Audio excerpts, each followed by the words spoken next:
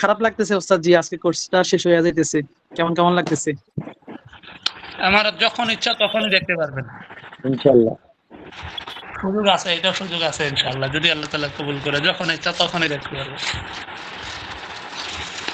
আচ্ছা, মেন বিষয়টা হচ্ছে গিয়া ভাইরালের বিষয় না, বিষয় হচ্ছে গিয়া মানুষ যেহেতু প্রতারণার শিকার না হয়।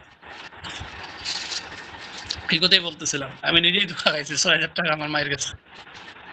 যাক, সমস্যা নাই, টেনশন করি না। তো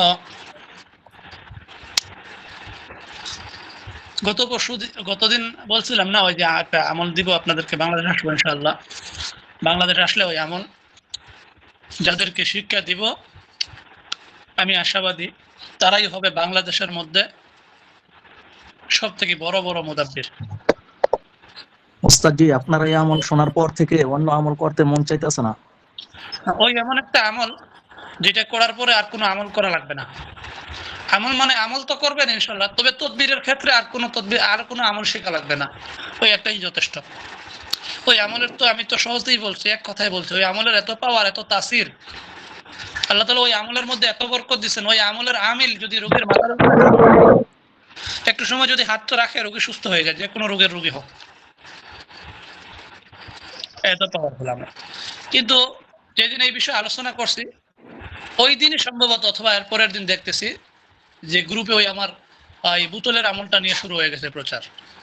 জি, আবার দেখেন কত সাহস, দেখেন আমারই অ্যাডমিন সাহেব সিরাজুল ভাই, ওনারাও অ্যাড করছে ওই তার গ্রুপে, বোতলের আমল দিবে, ওনারাও অ্যাড করছে। আমি ওস্তাদজি পার্সোনালি পরে নক করছিলাম, পার্সোনালি নক করে বললাম যে হযরত এই শিক্ষাটা কে দিবে? তো আজকে সে উত্তর দিয়ে বলতেছে যে আমি করাবো।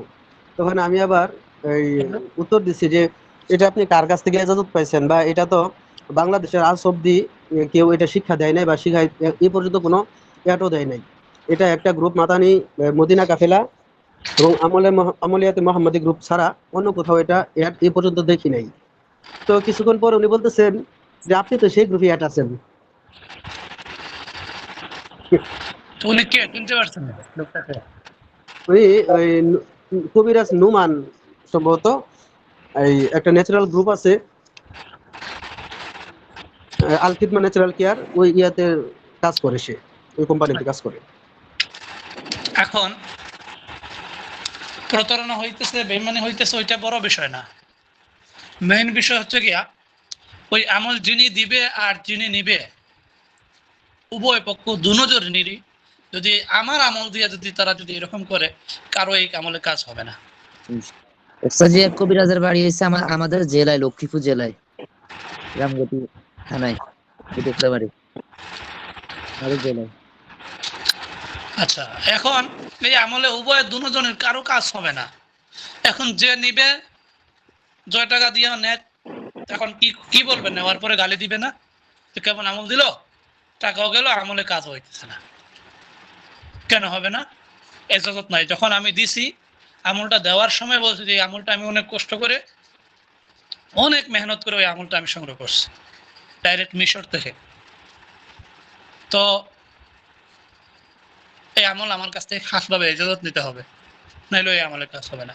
আর আমি যদি এই আমলের যদি কেউ আমার কাছ থেকে ইজাজত নেয়, আমি আশাবাদী এই যে বোতল আছে না, ওই শুধু স্মরণ করে যে আমি আমলের ইজাজত নিছি, আমি ওই আমল করব, বোতলে 3টা ফু দিয়ে যদি শুরু করে দেয়, কাজ শুরু হয়ে যাবে।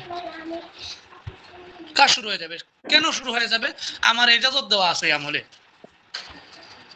আমার কথা স্মরণ করে যে আলহামদুলিল্লাহ, আলহামদুলিল্লাহ। তখন কাজ হবে। কিন্তু না, আমি বলছি ওই দিন দিলওয়ার সাহেবকে বলছি, না, সম্পূর্ণ পরিপূর্ণ আমল করবেন। যেহেতু আমল দেওয়া হয়েছে, পরিপূর্ণ আমল করে তারপরে কাজ করবেন। এই আমল কেন করবেন? এই আমলের মধ্যে যে আয়াতগুলা পড়ার জন্য দিছি, ওইগুলোর মধ্যে প্রতিটা হরফের মধ্যে 10টা করে নেকি পাইতেছে। আল্লাহ তাআলা খুশি হইতেছে যে আমার বান্দা তিলাওয়াত করতেছে, আয়াত পড়তেছে, একটা তাকবীরের জন্য, একটা আমল করার জন্য।